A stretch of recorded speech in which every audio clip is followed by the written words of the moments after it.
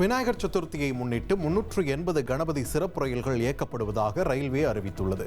விநாயகர் சதுர்த்தி விழாவை முன்னிட்டு கூட்ட நெரிசலை சமாளிக்க கணபதி சிறப்பு ரயில்கள் ஆகஸ்ட் 11 முதல் இயக்கப்பட்டு வருகின்றன.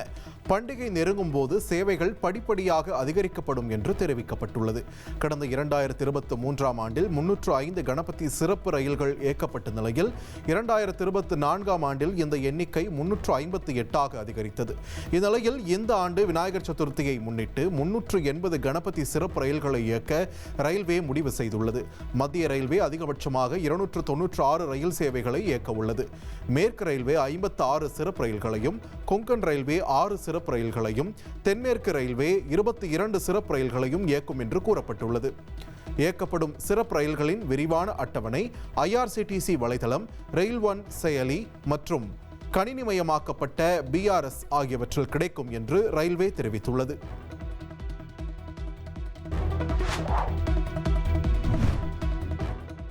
சிறையில் இருந்தும் பதவியில் இருக்கும் அணுகுமுறை தொடர்ந்தால் ஊழலை எதிர்த்து எப்படி போராட முடியும் என்று பிரதமர் மோடி கேள்வி எழுப்பினார். பீகார் மாநிலம் கயாவில் வளர்ச்சி திட்டங்களை தொடங்கி வைத்த பின் பிரதமர், முதல்வர், அமைச்சர்கள் ஆகியோர் 30 நாட்கள் தொடர்ந்து சிறையில் இருந்தால் அவர்களை பதவி நீக்கம் செய்யும் மசோதா குறித்து பேசினார்.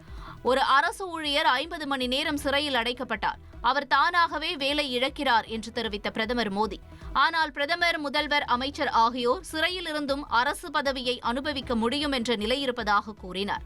இத்தகைய அணுகுமுறை தொடர்ந்தால் ஊழலை எவ்வாறு எதிர்த்து போராட முடியும் என்று கேள்வி எழுப்பிய பிரதமர் மோடி, அதனால்தான் தேசிய ஜனநாயக கூட்டணி அரசு ஊழலுக்கு எதிரான சட்டத்தை கொண்டு வந்துள்ளது என்று தெரிவித்தார். இந்த சட்டம் கொண்டுவரப்பட்ட பிறகு முதல்வரோ அல்லது அமைச்சரோ, பிரதமரோ கைது செய்யப்பட்டார் அவர்கள் 30 நாட்களுக்குள் ஜாமீன் பெற வேண்டும் என்றும், ஜாமீன் கிடைக்கவில்லை எனில் 31வது நாளில் அவர்கள் பதவியிலிருந்து விலக வேண்டும் என்றும் அவர் தெரிவித்தார்.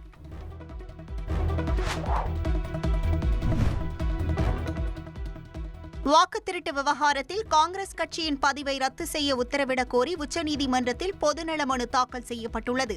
இதுகுறித்து சதீஷ்குமார் அகர்வால் என்பவர் தாக்கல் செய்துள்ள மனுவில் வாக்குத் திருட்டு குற்றச்சாட்டுகளை தெரிவித்து வரும் காங்கிரஸ் கட்சியின் பதிவை ரத்து செய்ய தேர்தல் ஆணையத்துக்கு உத்தரவிட கோரிக்கை விடுத்துள்ளார். வாக்குத் திருட்டு புகார்களை தெரிவித்து காங்கிரஸ் கட்சியின் மூத்த தலைவர் ராகுல் காந்தி, கட்சித் தலைவர் மல்லிகார்ஜுன கார்கே ஆகியோர் பிரச்சாரம் செய்து வருவது குறித்து சிறப்பு விசாரணைக் குழு அமைக்க வேண்டும் என்றும் கேட்டுக் கொண்டுள்ளார்.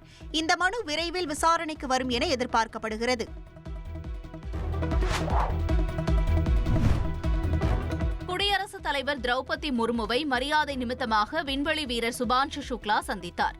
சர்வதேச விண்வெளி மையத்திற்கு சென்று பூமிக்கு திரும்பிய இந்திய விண்வெளி வீரர் சுபான்ஷு சுக்லா டெல்லியில் குடியரசுத் தலைவர் திரௌபதி முர்முவை மரியாதை நிமித்தமாக சந்தித்தார். இந்த நிகழ்வில் group captain Prashanth Balakrishna Nair, group captain Punyashlok Biswal ஆகியோர் உடனிருந்தனர். இந்த சந்திப்பில் சுபான்ஷு சுக்லா விண்வெளியில் தனது அனுபவங்களை குடியரசுத் தலைவருடன் பகிர்ந்து கொண்டார்.